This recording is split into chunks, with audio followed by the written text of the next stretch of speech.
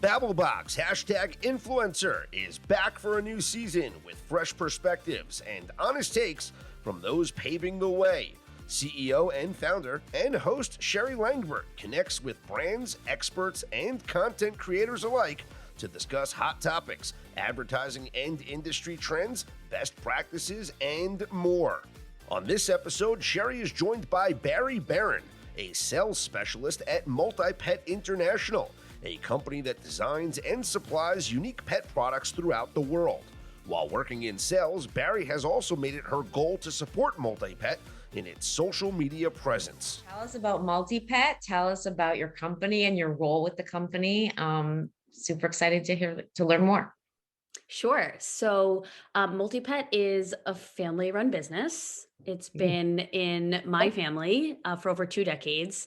So I've always grown up with Multi-Pet, and it wasn't really until recently that I joined the company myself.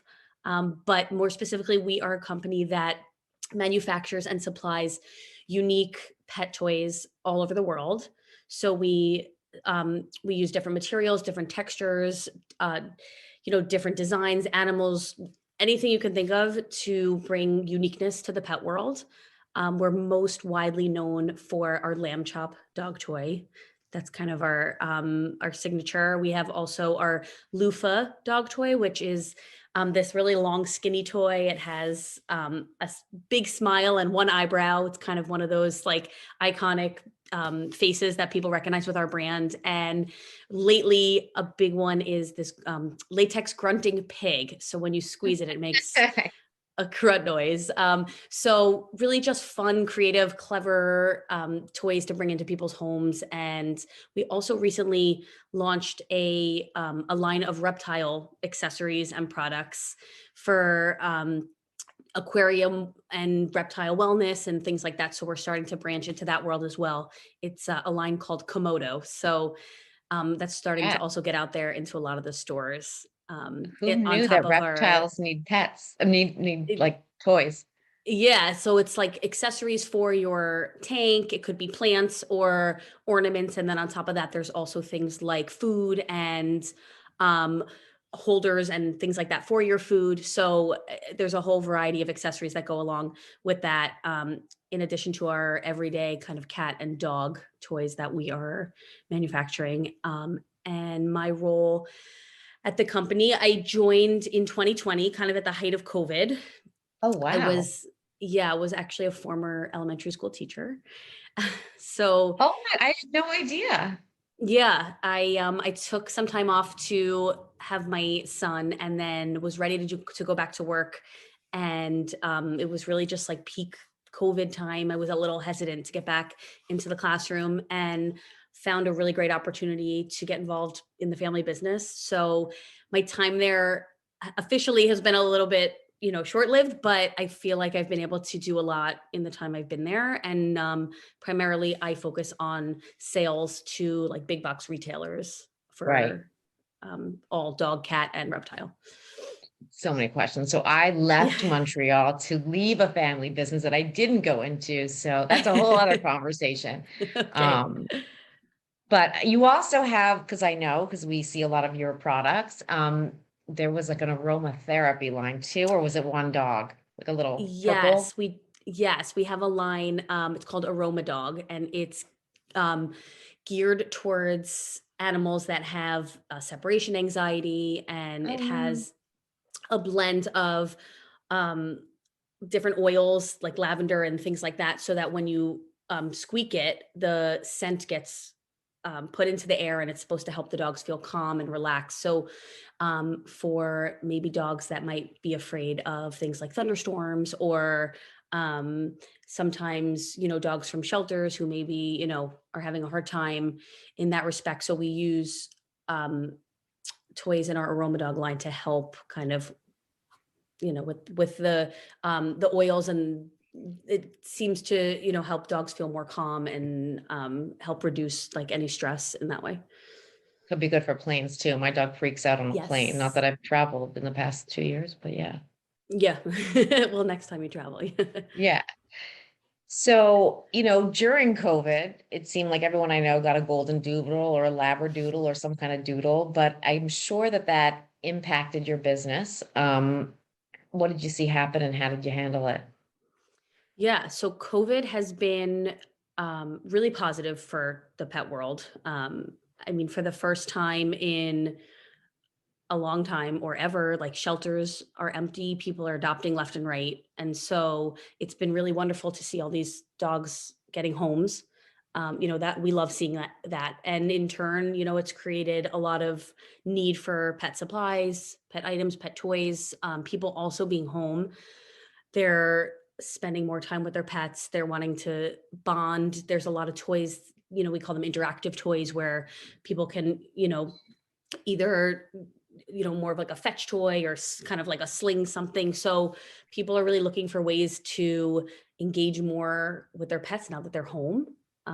And so it's definitely been um, a different kind of experience, I think, for the pet world than maybe, some other places that, you know, had a bit of a challenge during COVID, just because of this big spike in kind of pet adoptions and pet shelters. And so we're so happy to see things like that, and happy to be supplying toys to homes that have been getting pets for the first time.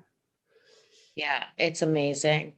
So, as I know that you're very new yourself personally, I think you might not even be on social, which is a whole, again, another conversation. Sorry to It's burst okay. to like expose you on our It's podcast, okay. but manufacturers during COVID, a lot of them had to just shift and say, how are we going to get online and how are we going to go e-commerce and direct to consumer? And so did that impact your business? And what are the challenges that as a manufacturer that you've recently encountered?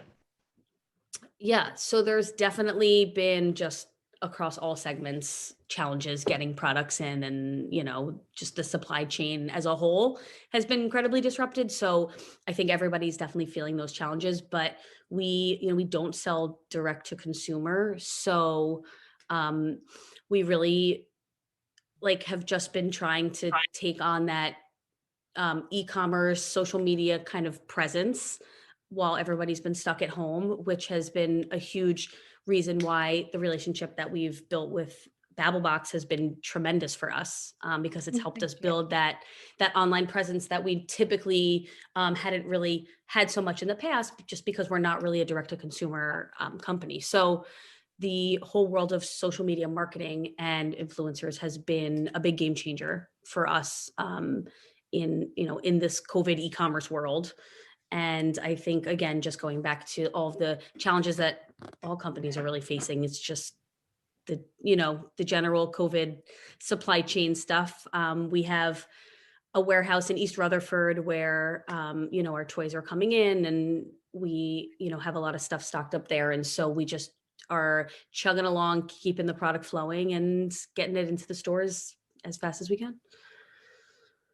So, what advice would you give to another company like yours, maybe in a different industry, like yes, no, social media, influencer marketing? What's the best way to start? Any words of wisdom from your learnings the past few months?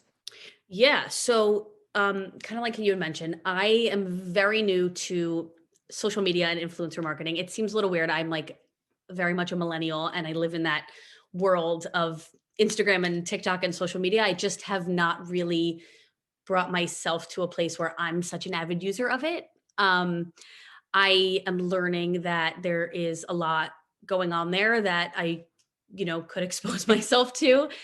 So the idea of influencer marketing was definitely a new concept for me. And so I think kind of during our current growing e-commerce world, it's been tremendous. I think also working with companies like BabbleBox that have these incredible connections, who are able to target the right type of influencer, has been also incredibly beneficial to us and our company. So I think I would definitely push for companies who are interested in influencer marketing. I think it allows you to really target like your niche market.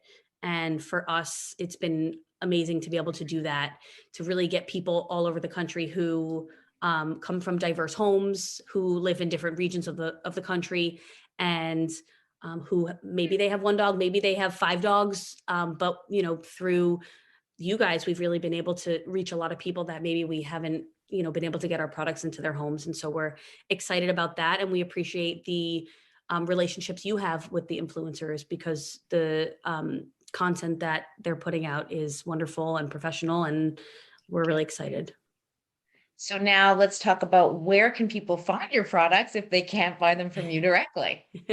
Sure. So we are all over, from independent pet specialty stores all the way to the big box retailers. We're in supermarkets as well. Really, you can find us almost anywhere. Anywhere you live in the country, there's going to be someone who is carrying a multi-pet product. Yes, and my little dog Sprout loves the lavender dog toy. Okay, So good. good for dogs that are getting older too.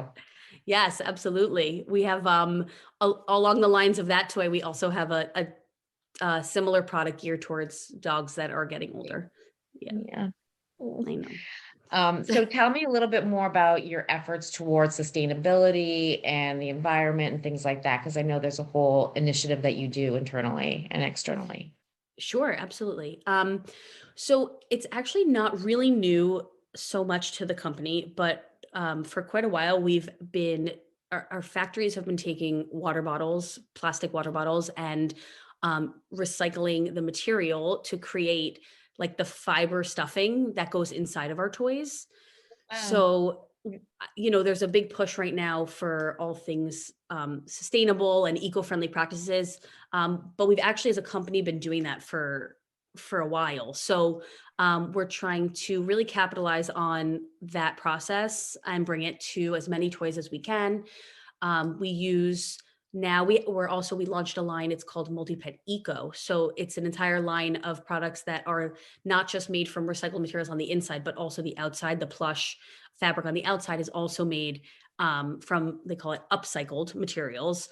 So it's 100% recycled material toy. And we love it because every time someone buys a product, they could be saving water bottles from ending up in a landfill. So we feel like we're doing our part in that way, which is great. We also are recently joined. You probably see them on all your Amazon boxes if you order as much as I do. There's that label that tells you how to recycle the box. Yeah. Part of how to recycle. So we've joined them as well, so that our packaging, that's multi-pet branded packaging, can inform consumers of the appropriate ways to, recycle their package once they rip the toy off and they have a card. Instead of throwing it out, it's paper, it can be recycled. So our packaging is all recyclable as well. So we are working as a company internally with our factories and with, with our packaging to communicate to our consumers that we are committed to a more sustainable world. So important. And thank you. Yeah, thank you. So I'm going to end with my favorite question, but I'm going to mix it up a little bit for you. Name a pet influencer that you love to follow, but hate to admit that you do. And I'll just say that we're working on a campaign for the Puppy Bowl right now. And now I know every pet influencer out there. Okay. So I think I would have a hard time answering that because I'm embarrassed to admit I don't really have social media. So I have a Facebook account, but I don't have Instagram. I don't have TikTok. I don't really have any pet people that I'm following. So I'm gonna give you a list of like all macro influencer dogs that are really cute, like there's Lilo the husky, I think, and there's Doug the pug. I'll give you a list. Doug the pug I'm familiar with, yes. I'm gonna give you a list, and then you could go interact with those people. How's that sound? Done. Deal. Okay. Yep. Awesome. Well, thank you so much. It was wonderful having you. Wishing you much success, and congrats on your little one. And we'll speak to you soon. Thank you so much for having me. It was great chatting. Thank you for joining us for this episode of #Influencer.